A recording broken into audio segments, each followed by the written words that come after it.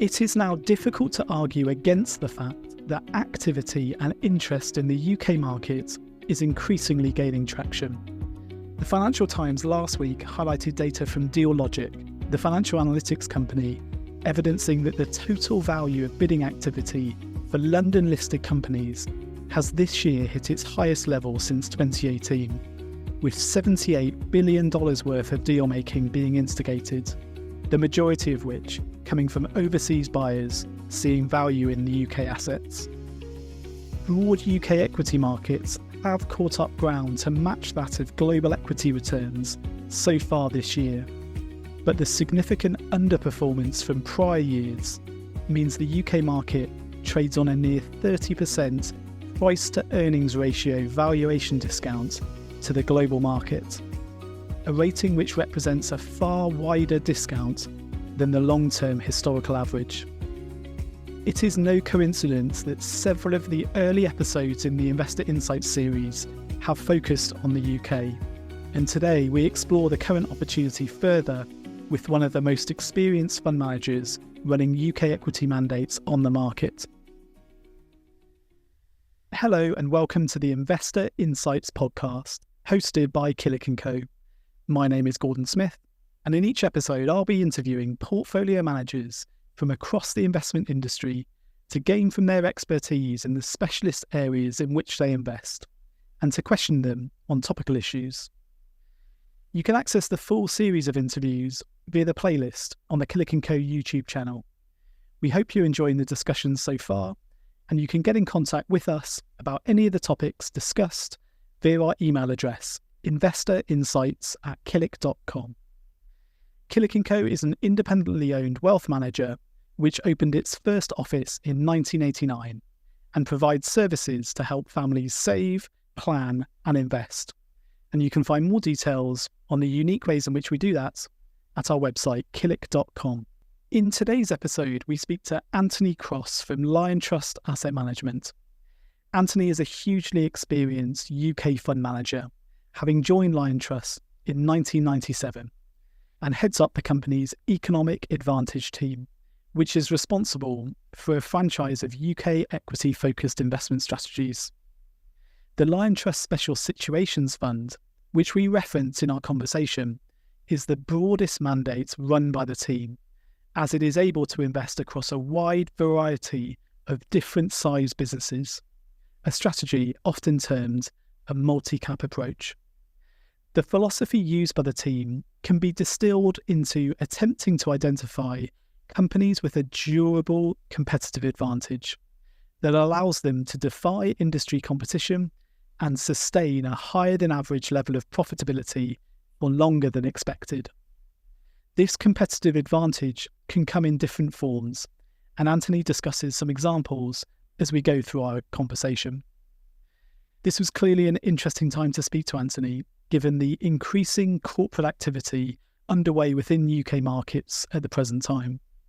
And Anthony and his team have been highly active in recent years at campaigning for policy changes to help reinvigorate interest in the UK market, both domestically and on an international stage.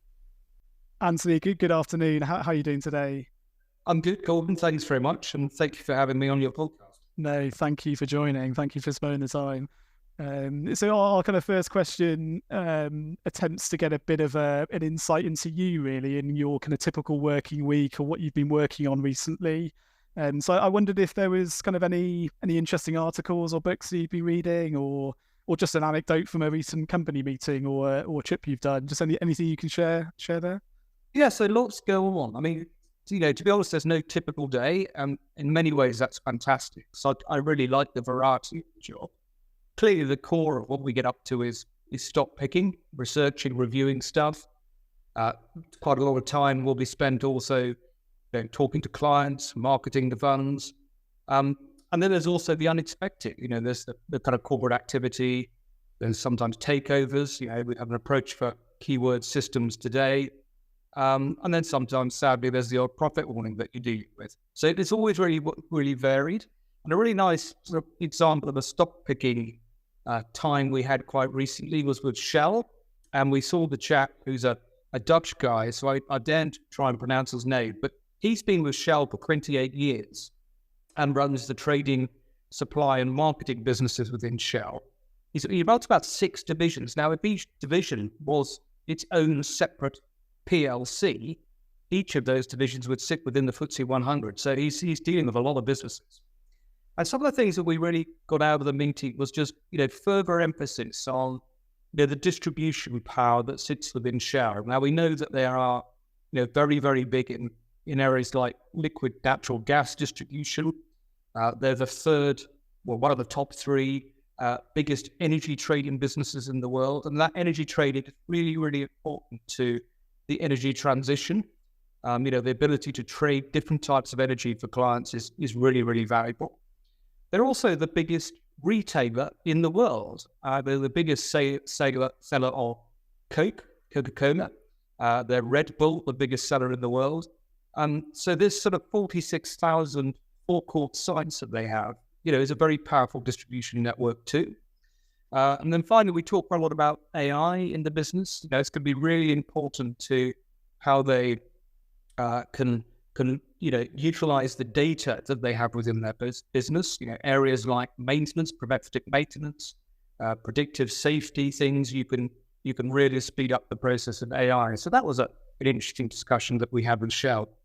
Yeah, I think if you were to have asked me to put together a list of those largest retailers, I perhaps wouldn't have put Shell up there at the top of that list. But there's clearly a huge amount of traffic going through those forecourts every day. A pretty powerful distribution network for sure.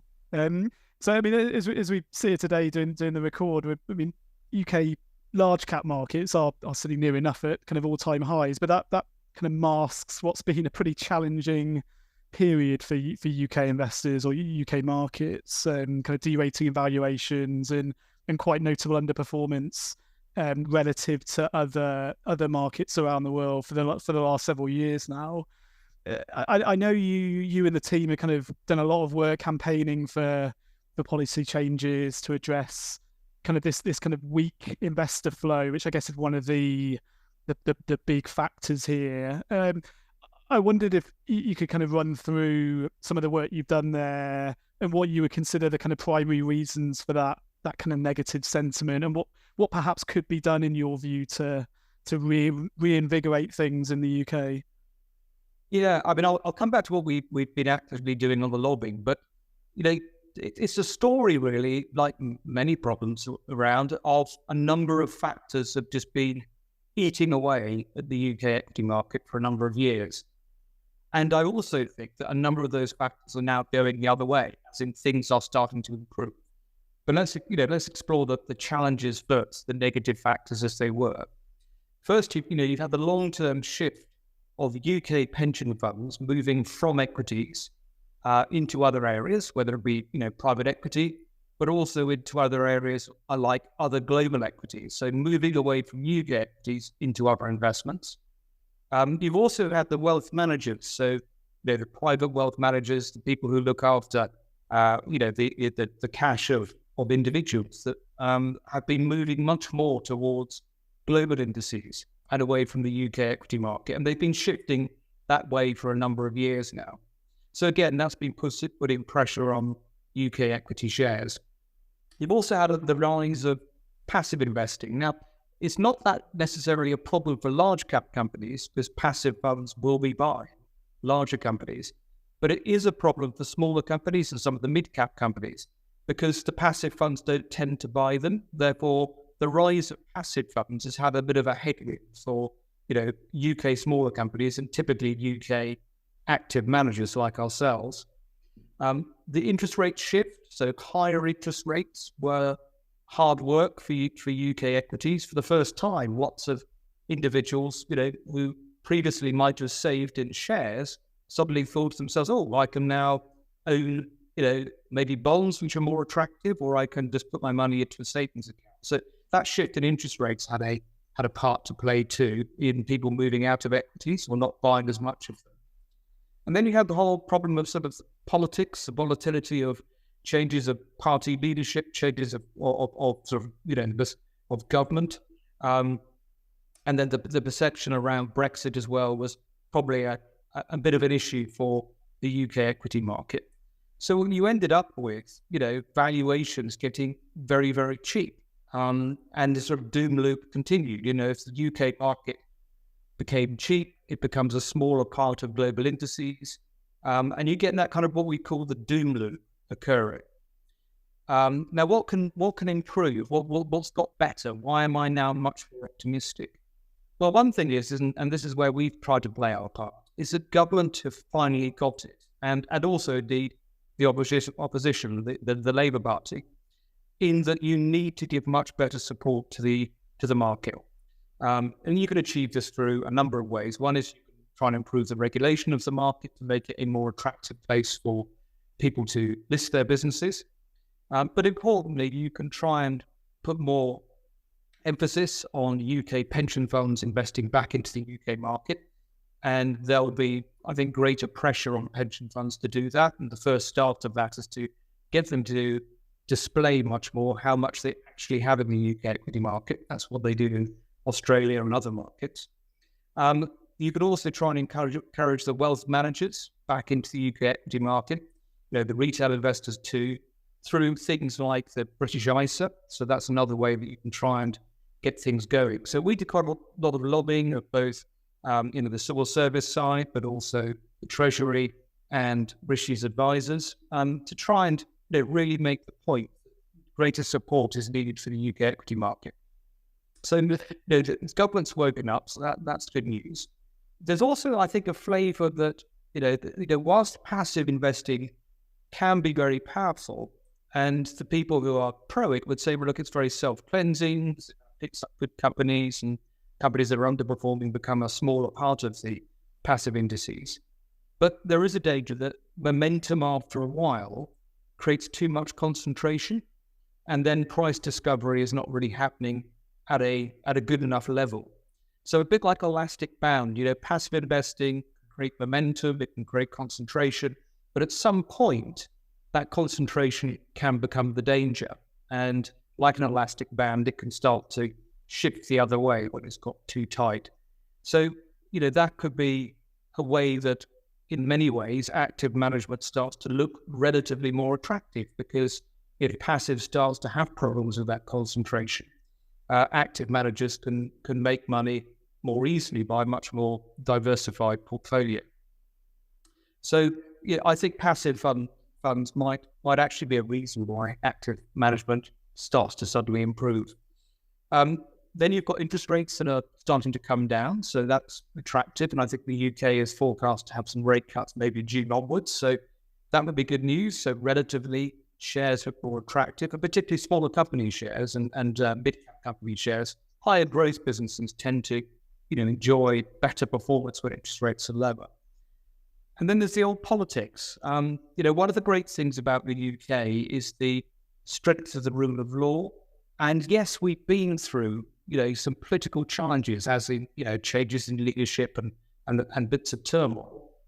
But, democracy remains intact, governments change, leadership changes, and things don't fall apart. So, the UK remains a very attractive place to invest. As I said, there's the rule of law, strength of democracy, strength of the legal system, strength of the financial markets. And I think people are, rewarming to the UK as a place of strong and stable law and democracy. You're also seeing GDP starting to improve a bit. So we've come out of a more difficult period. So people are saying, well, the UK market in terms of the UK economy is looking more interesting. And you're also seeing M&A activity start. So, you've seen the Anglo-American bid, a big business being bid for, but also a number of smaller companies, mid-cap companies are being bid for too. So at long last, there are a number of signs and a number of reasons why it's actually quite easy to be much more supportive of the UK market. And the UK market has, started to actually outperform some of the other markets in the world. And guess what? Brokers are finally recommending that the UK market is quite attractive. UBS are much more positive on the UK. HSBC today said the time is now. We upgrade the UK to overweight. So a long answer, but there's lots and lots of bits that cause the UK to have a tougher time. And I'm quite optimistic that a lot of those negatives are now starting to become positives. Yeah, no, thank you for that. There's lots of important points in there. We might come back to the point about M&A if there's time in a later question. And it's interesting when you talk about that kind of doom loop on the way down in terms of sentiment.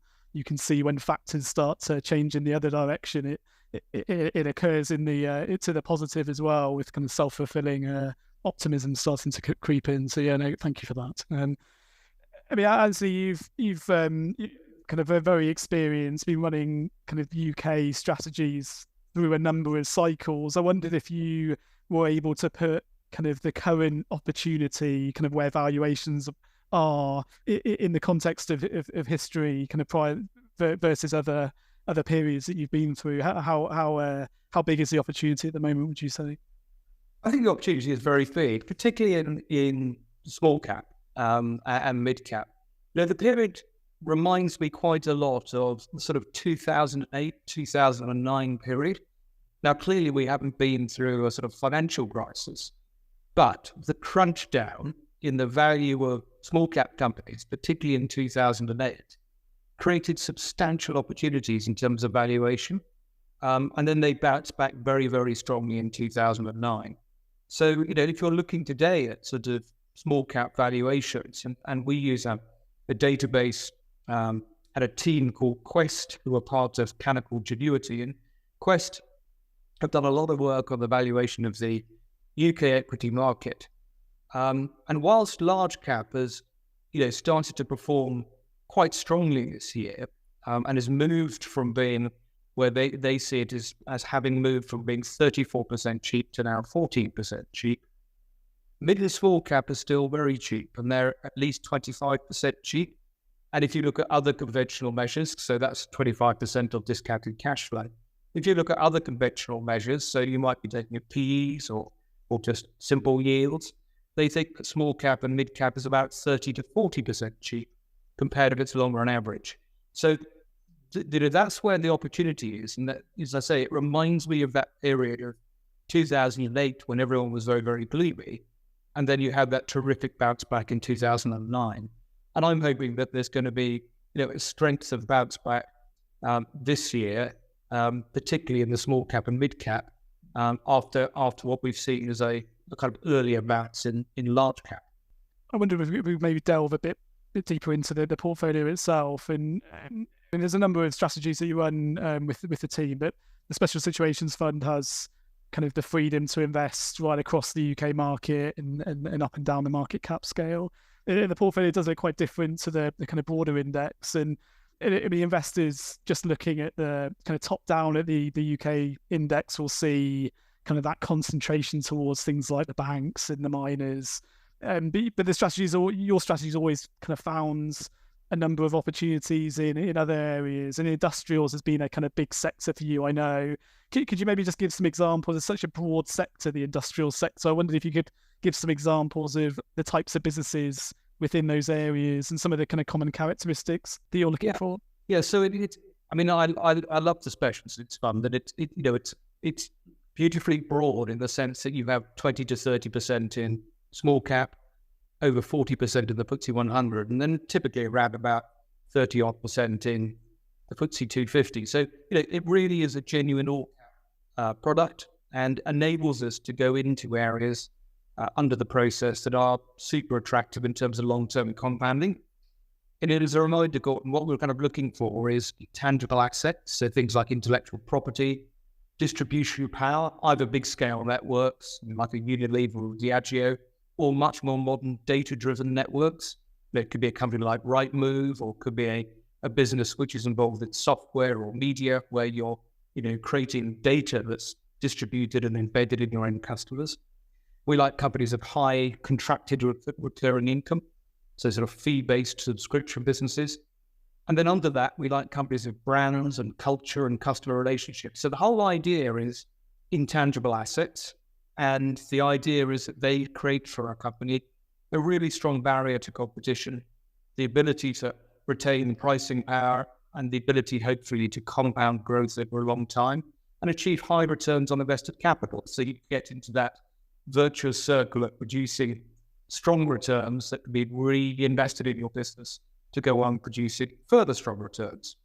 And as you say, we areas you're focusing are not always like the rest of the market. So we don't own any banks, we don't own any miners. But we have got, as you say, a lot of industrial businesses. And the beauty of industrial businesses is that they are often quite different. Therefore, in a sense, there could be a nice spread of them. They don't all have the same characteristics. So ready, sure, and precision measurement is very different to road torque and actuators, or very different to a company like Spirax Sarco in steel. So lots of different industrial businesses, but they do share the intellectual property strength, they do share the distribution strength, they share the brand ownership, they often share very deep customer relationships. So, that's an area which is very attractive, and they're often very shareholder-friendly businesses. They're not businesses that are staffed by prima donnas or people who walk out and demand, big pay and big status. These are businesses that think long-term. Yes, they invest in their people, but they also invest in the long-term, their distribution networks and intellectual property. Also, the style will take us into areas like media, so data businesses, data-rich companies like Global Data in market research, quite a few software companies like Craneware or Dot Digital or Sage Group, and also some financial service companies with recurring income. So, businesses in the platform space, Hargreaves Lansdown, Integrity, AJ Bell, businesses that have had a tougher time of late because of some element of fee pressure, but also markets that have been more subdued. But like the markets are picking up now, they seem to be in better heart. So lots of different businesses, big businesses like Relex, smaller businesses like Gamma Communications, but lots of really interesting companies with the ability to compound growth over a long time.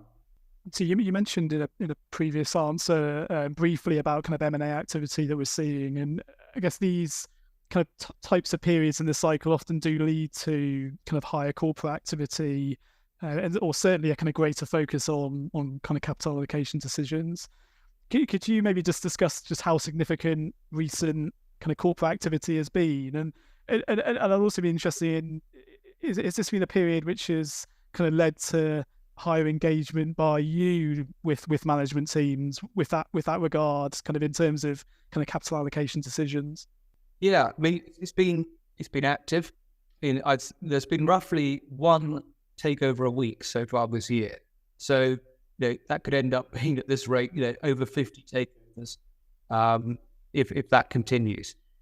Work again by Quest, shows just how cheap lots of businesses are. They have 289 companies with a leveraged buyout free cash flow yield above 10%. And it's above 10% that typically sort of private equity or buyers get quite interested in that free cash flow. And 205 of those out of the 289 are under 1 billion in market cap terms. So they're quite digestible by bigger businesses if they want to come and do M&A.